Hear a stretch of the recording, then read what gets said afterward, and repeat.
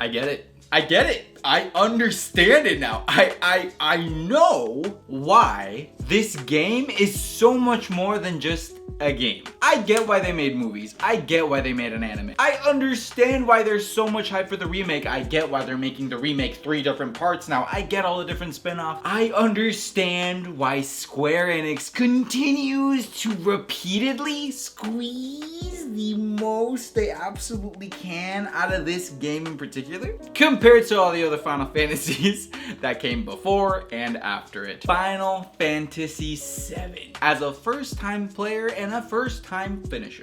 Yes, that is true. This is my first time beating Final Fantasy VII ever. The original. Wow. Wow, wow, wow. There's a lot of people that say this game does not hold up. I can't say that those people are entirely wrong, but I also cannot agree with them. There are so many beautiful things to this game, and to say it doesn't hold up is a little closed-minded. I think they could have called this game Final Fantasy Chain of Memories or Rechain of Memories or something to do with memories. This story is not by any means explained in chronological order, but that adds so much more to the game and is what makes it so good. Not just is it not explained in chronological order, but it sets you to believe that there's this story and you think you know what's going on when really you have no idea what's going on. And this only gets even further exemplified when you play the spin-offs and all the different versions of this game that have come out. But really, all you have to know is the two biggest things that make this game as legendary as it is for me is A, the story and the way that the story is told. Because yes, we have a really good story here. It's facts, a good amount of twists and turns, good amount of loss. That even if you already have certain key moments spoiled and you basically already know what happens to some of these characters, there's enough plot twists in this game that I think you can 100% enjoy it. Having the context that there's gonna be a remake of this game and that Final Fantasy VII is so impactful to the overall Final Fantasy name. All the different ways in that the game was so innovative. Them specifically sharing the story out of order. This is a super strong RPG. It has everything that you could possibly want. A cast of colorful characters that are unique in their own way. A really fun system and way to level up abilities in between certain characters, and truly, even though each character has a set path that they could be, you can really turn any character into whatever class you want them to be. There is no set class for each character. There's maybe a recommended class, but at the end of the day, you can make whatever character, whatever class you want them to be through Materia. Rather than just leveling up your characters and having their stats go up, which happens, you can also level up Materia. This is me grabbing Fire and leveling it up to be Fyra, to leveling up to be Fyraga, and then Fyraja. Although at the time, it was just known as Fire 1, Fire 2, Fire 3, and Fire 4. It truly is a game changer to being able to work with this kind of a system, because it takes away that issue of once you choose for a character to go on a set path, there's no going back. It's amazing to have that liberty, that freedom to say, I want Yuffie, who's clearly supposed to be the speedy rogue stealth thief who's supposed to steal stuff and be a light attacker with high crit rate, to turn her into a straight up mage or a summoner or a hardcore attacker with a bunch of defense. Or even maybe if you try hard enough, if you put enough HP pluses on Aerith and you give her the right equipment, maybe you can take this character who's clearly supposed to be a healing mage into a tank and an attack character.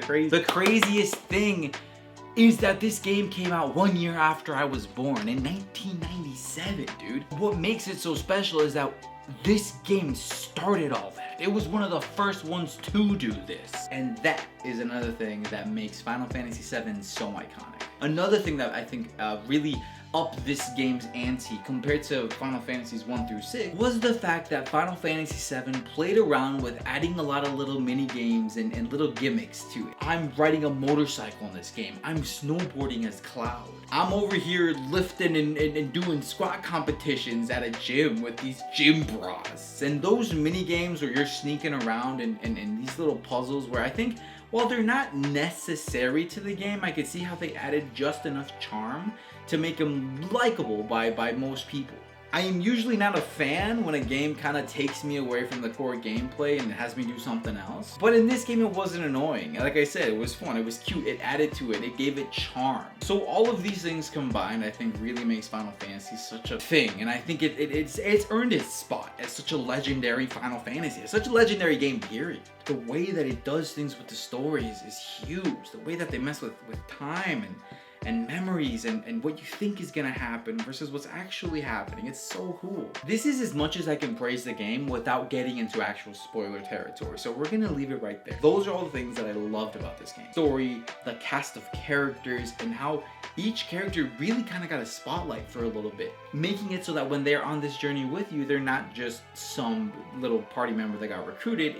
This is their own character with their own story, and you get to choose to have them in your story, in Cloud's story, and it's really cool. Let's talk a little bit about the things that did take away from this game that maybe I didn't enjoy as much. It still suffers from the whole I don't know where to go mechanic, and sometimes you really have to like either look up a video or look up a guide, because while it gives you the game always gives you an idea of where you're probably supposed to go, sometimes it's kind of like, what? How was I supposed to know that I was supposed to take the submarine down into that specific location while avoiding this massive enemy? I mean, maybe I missed it, maybe, but there's multiple instances in this game where I had to look up where to go, because while the game did tell me where to go, it wasn't as clear as it could have been. But again, this isn't anything new. This happened in all the other Final Fantasy games, and it looks like we still have that here in 7. My first Final Fantasy game was Final Fantasy X. One of the most linear games you can play, and I love it. You know, that little beautiful sense of wonder that comes with the Zelda games or with the Uncharted games, where there's a puzzle and it doesn't quite tell you what to do and it doesn't hold your hand. It's just kind of like, hey, go figure it out. It might have been Final Fantasy X's fault that it never instilled that in me. But anyways, why am I gonna blame the game for something that other people can relate to as well? I'm not the only one who likes linear games. I'm not the only one who dislikes puzzles. But anyways, I digress. That was a little thing that I wasn't a fan of, that sometimes I would get a little bit lost, and that for me to really know what's going on and make sure I don't miss out on anything, I had to talk to every single little NPC I came across and go into every door and explore every little nook and cranny. Which I will say, I know we're supposed to be talking about things I don't like. I liked that. Just talking to all the little NPCs in this game was awesome. It added so much to the world building. Something that I wish, and I'm gonna go back and do a little bit more with Final Fantasy 4, 5, and 6, because I don't think I did that enough. Doing it in 7, I loved every little bit of it. Maybe in 7 they perfected it in 5, and in 4, 5, and 6 it wasn't as good, but all I know is I loved it in 7, and it makes me want to go back and do that with the other ones. I guess one other thing you could say that I wasn't the biggest fan of, yeah, how it looks, right? But we've talked about this, like, Final Fantasy 7 doesn't necessarily look timeless as some other older games do, but I'm not gonna grab on it too hard because for me it didn't take away too much, but it could have been better, right? Here's the last thing. Some huge story bits or some really cool rich lore for you to truly understand the whole world, and some really important parts to the story can be kind of hidden away in this game. For example, the whole background with Aerith and her parents, pretty crucial, I'd say, into adding and getting you so much more enthralled into the universe and the Final Fantasy VII world, is really, really easy to miss. You have to go into this one specific house in this one specific town, and you have to hit play on these specific videos in a specific part in the room. I remember going into that room and seeing it and exploring the house a little bit and trying to click on different things and nothing happened, and then I found out later on after doing a little research that there's a whole bit of story that I missed there because I didn't watch some videos. The fact that Yuffie is a completely missable character and her whole side quest is also completely missable, which again I guess it makes sense considering she was almost completely cut from the game along with Vincent Valentine, which would have been crazy. But Vincent Valentine is another character who a lot of his story, unless you know where to go, you're gonna miss out on, and it's so good, dude.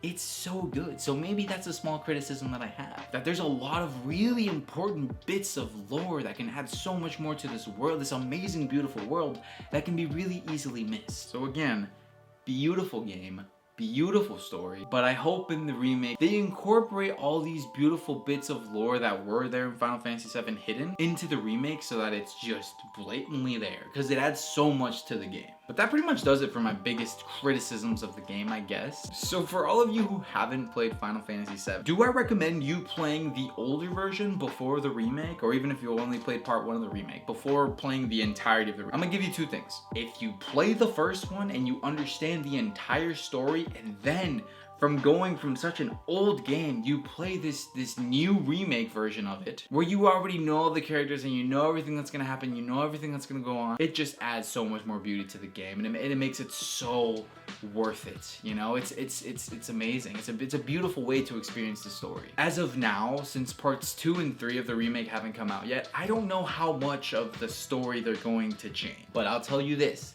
as someone who now fully understands and grasps Final Fantasy VII's original story, you bet your sweet cheeks I'm gonna be excited when they do things that I already really like from the original story the same or better, and when they remove parts that I loved, I'm going to be salty. And just that whole experience I'm gonna have with the remake, I think is worth playing the first one first. But would I recommend it? Yes. If you're one who struggles with getting into older kind of games because of the graphics, that's just one of the things that you'd have to suck up to make the Final Fantasy VII remake experience so much more better. One more thing I want to throw in here that I think is crucial to why I was so excited to play this game and so excited while I was playing the game. Every time some twist happened, something cool happened in the game, a huge component towards me being excited was I would think to myself, how are they going to do this in the remake? How is this going to play a role in the remake? Are they going to tweak this? Is it going to be the same? Is it going to, like, how is it going to look? How is this character going to react? Like, I need to say that. I need to put that in there. I truly do think I love this game so much more because I know this beautiful polished remake is coming, and I think that's important for me to say, because this game as a standalone, while I think it's great, I don't know if I would have been as into it if I didn't have in the back of my mind that, oh, this is gonna look so cool in the future, oh, this is gonna be so exciting when it's in HD, oh, you know what I'm saying? Who knows? I am a huge Final Fantasy fan. I did really enjoy a lot of the other games. I'm excited to play Final Fantasy 8 and 9, and with those games, I'm not gonna be able to say that to myself, right? So I guess time will truly tell, but I felt like I needed to say this. A huge reason why I was so hyped for this game is because I know I'm gonna get a really beautiful polished remake for it. Okay, so now, for everyone who's already played this game, let's talk about the characters, and let's talk about the story, and let's talk about the spoilers. Okay, so we're just gonna kind of go in order here. So Cloud. He starts off as this, what appears to be this angsty, too cool for school character. Doesn't really care much about life or anything that's really happening, but it's just because he's cool, not for any other reason. It's just, that's how he comes across at first. It's just because he's so cool that he doesn't care about what's going on. Really only in it for himself. Then you get to see his entire story and everything that he went through. Finding out that Cloud was like low-key, high-key, brainwashed, and he was missing parts of his memories, and when he got experimented on by Hojo, him and Zack, how his memories melded and somehow got confused with Zack's memories, and he thought he was Zack, and really what you find out that, like, he leaves his hometown to become this soldier but fails at it and wasn't even good enough to become a soldier, so he's ashamed, but he told everyone that's what he was gonna do. There's just so much to unpack there. First of all, there's him thinking that he had a certain kind of life and slowly piecing it together that, holy crap, that's not who he was. You know, Cloud is cool and kind of doesn't care too much, but it's also that he's just confused, and his memories are all sorts of scrambled, and he's been messed up in the head from all the Mako energy that he's been exposed to. So you also kind of find out Cloud's messed up. He needs help. Someone's got to help him with his memories. So there's all that, but then you also really get to see him grow as a person, because at the beginning, you know, like I said, like, he was really ashamed. You know, when he goes back to his hometown on that mission with Sephiroth and Zack, he doesn't want Tifa to know that he's just a regular Shinra soldier. At the end of the game, he's just doing these crazy inspirational speeches where he's just like, okay, before we go fight Sephiroth, I need every single one of you to leave and figure out your real purpose for saving the world. Because yeah, you're saving the world, but what's your purpose, you know? So like for Barret, it's his daughter. And you know, everyone else kind of has their own thing that they have to find to make it personal to them. For Cloud, it wasn't just, yes, saving the world, but it's like, I'm doing this for me, you know? Fulfill this prophecy of who I am and who I want to be. And this is a personal grudge that I now have with Sephiroth. At the end, he has a lot of these goofier moments, and it's just really interesting that you start off at night. I always used to think Cloud was so strong and so cool, and then seeing him have these freak out, breakout moments where he's just going insane because he doesn't know who he is and his memories are all jumbled. The way that Tifa helped him through it was also really cool. So now we have Tifa and Aerith. I like Tifa. I think Tifa's a really strong character. I think the way that Tifa's story intertwines with Cloud's is amazing. I will say, after playing this game, there is no more question in my mind as to who Cloud is supposed to end up with. I always thought, oh, it's kind of ambiguous as to who he should be with. It could be Aerith, it could be Tifa, it could be, you know, Yuffie, I guess, or Barret. But I always thought that was the way that the game was kind of made, and maybe in a way it is, right? But at least for me personally, after watching this game, I know exactly who he's supposed to end up with, and that's supposed to be Tifa.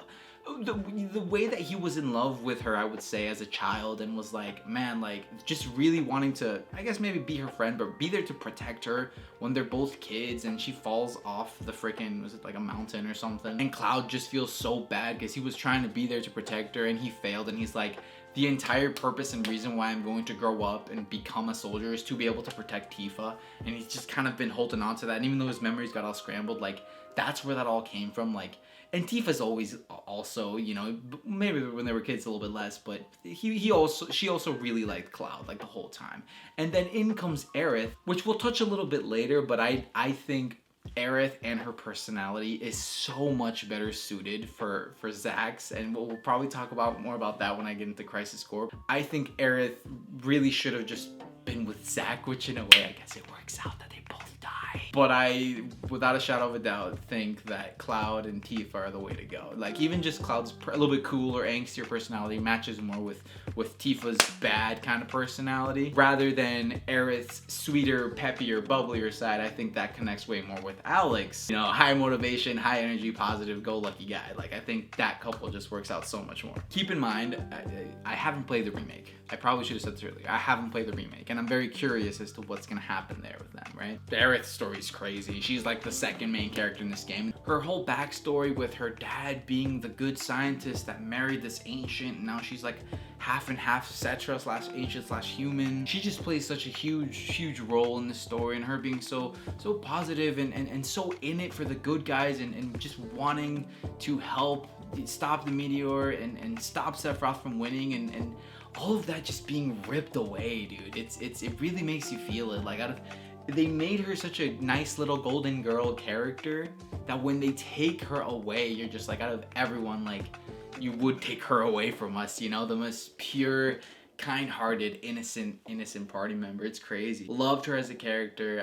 Her involvement in the story is incredibly important, so absolutely loved Aerith. Barret, dude, I love Barret. Just overall, his attitude, the way that he is, the way that he plays, the way that he acts. I think Barret's awesome. He's just the right amount of tough with just the right amount of silliness and funniness. He's so real with his love for his daughter, and dude, his backstory with his best friend and how his daughter isn't really his daughter, but it's the daughter of his best friend. Those are the kind of things that, like, I'm so curious as to how the remake is going to touch up on that, and I'm so glad that we're getting 3 different games for the remake, because they could go so much deeper, and it was just so cool, you know, again, like, as an outsider, someone who knew about Barret from Final Fantasy VII, but not knowing how deep his story actually is, and how great it is, you know, this is brotherhood that he has, this is his best friend. And Barret's story was one that really took me by surprise. When I got into it, I was like, wow, there's actually a lot more to this character than I thought. He's not just the tough, funny character. There's more to him, and I loved that. Cid. I liked Cid. I really liked Cid. Cid was the one character that I kind of already knew thanks to Kingdom Hearts. Of course, he's just like he plays like a little role in those games, but I was a familiar face to come to, right, along with Cloud. But really getting to see Cid's origin, and he's, you know, in Kingdom Hearts, he plays such a minute role, and getting to see him here as one of the main party members is really cool. You get to see a lot more of his personality. I love how he's just constantly swearing, and it's another great quirky character with a lot of heart. While I think his involvement and his story might not have touched me as much as maybe Red 13's or Barret's, I still thought it was great, and he has an important part to play in the main overarching story. So Cid, great character, love his design. I never expected him to be like a Lance guy. I love that his last name is Highwind, and that is a callback to Final Fantasy before. Again, he's kind of like meant to be like the dragoon, and that's it's so cool. It's so cool, and those are the little reasons why I wanted to play all the games, so that when little things like that happen, I'd be like, I see what you did there. Cid, great character. Yuffie, another great character. One of the characters who I talked about almost got comfort in the game, but I'm glad that they still included her. I like that she's missable. I like that she's kind of like a random encounter, and because then when you do get her, it's like, oh my gosh, yes, I got Yuffie. But Yuffie's a fun character. Another character, again, who was a familiar face from Kingdom Hearts series, but it was just cool to get to know her in a different way and see that she plays a big role, that she plays a role in this game, not as big as some other characters, but that she plays a role. And if you play her side story and you get to know a little bit more about her, you get to find out that she's a really cool character who's been through some shiz and has earned her spot in this team. It's unfortunate because, again, her really deep story is really easily missable, and I actually, like I said, I ended up missing it and had to look up a video later a bit about her lore and really what happens during that side quest. And I hope that's something that changes in the remake. You know, I know they have integrated in the work. I'm interested to see that. I know that she plays a bigger role, or no, she appears in Final Fantasy Crisis Core. I'm so curious as to what she does there. And she's in Dirge of Cerberus, which is, she also plays a bigger role there. So I think they're trying to make up her lack of involvement in this game by yeeting her in all those other ones and making her roles really prevalent, which I think is great. I think she deserves it, because I think she's a fun character and I want to learn more about her. Let's just yeet into the second character that almost got yeeted from this game, Vincent Valentine. Vincent Valentine is one of the coolest characters in this game, bro. He is cool, like kind of like how Cloud was at the beginning, but this guy just maintains being cool at the same, like the whole time. He never breaks character. He's always just so cool. I love his design so much. I think he looks so BA. I love that he's immortal. And bro, his backstory, bro. His backstory with him. Oh my gosh, bro. With him being in love with Sephiroth's mom. And how that's just, it adds so much to the story. And it adds so much to Vincent as a character. Like, dude, this is the guy who could have ended up with Sephiroth's mom. Like, that is huge. That is so huge. And the fact that you can just miss that is crazy to me. But I love that. I think that he was really cool when he was alive, and his heart was in the right place, you know. And I really want to play his game, like especially after playing this. Like, I really want to play his game. I'm so excited to see what to do with him in the remake. One of my favorite characters in this game by far, and it sucks that, again, was another character that I missed out on the story, and I had to look up videos later to compensate for that. But man, if we can get like a remake of Dirge of Cerberus, it'd be harder to do that, but I would love to see more of Vincent Valentine, bro. He's so cool. Red 13, another one of my favorite characters. Cosmo Canyon has some of the best music in the entire game. His story with his dad and how he looked down on his dad and thought that he was this failure of I was gonna say this failure of a man, but this failure of a, I don't even know what their species are called. I know his real name is Nanaki, something like that. Red 13 is also just another huge surprise to me when they went as in-depth with his story as they did. I was not expecting him to have such a rich background, because again, like, you see him and you could initially maybe be like, oh, this is the funny talking four-legged cat/canine that joins the story. But then you find out not at all. He actually has a deep, complex story, and it's good. It's really good. It's really touching. I love it, man. Cait Sith, I didn't really like this character at the beginning. I thought this was the gag character. I thought, okay, Red 13 isn't, Cait Sith is the gag character. And then you find out that Cait Sith is a traitor. What?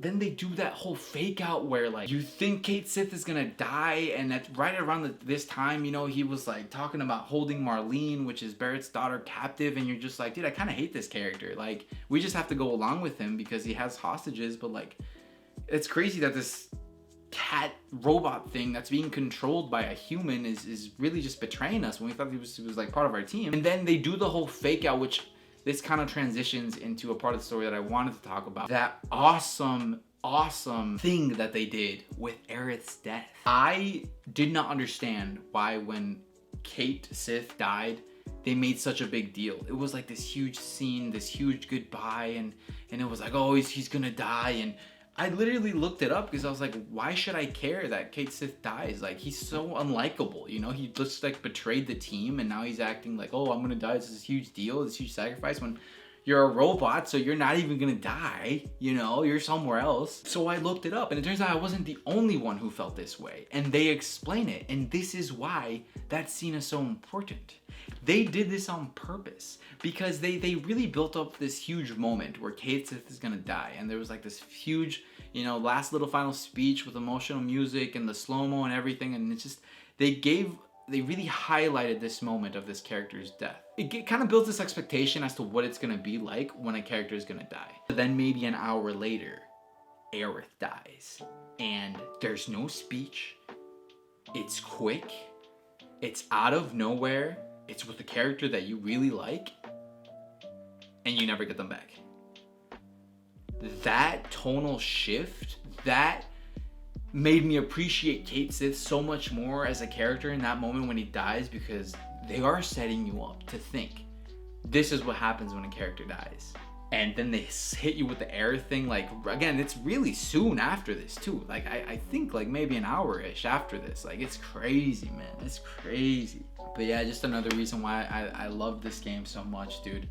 All the story, all the characters are amazing, all the plot twists, you know, you thinking that Cloud is this really cool ex-soldier, and then you find out that really he grew up to be a little bit of a failure, right? And then to find out his whole story with Zack and Sephiroth, and you're confused with Cloud, and it just got me so much more excited to play Crisis Core. I'm literally probably gonna play that even before I play the remake part 1. I'm like, really, be ready for that. But my goodness, this was just such a good game, such a great story, just such great everything. Like, I loved it. I loved every little bit of it. Let's talk a little bit about Sephiroth. Really, I think that the real villain in this story is Hojo. Even though obviously it's supposed to be Sephiroth, and it really is Sephiroth, the real villain here is Hojo. I actually, if anything, feel kind of bad for Sephiroth, knowing that he was just an experiment gone wrong.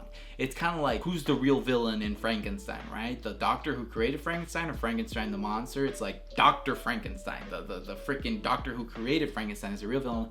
That's how I see Hojo. I feel like Hojo's in the background, and he shows up a good amount of time, and you clearly get the sense that he's an evil a-hole, but really, like, he's Sephiroth's real dad.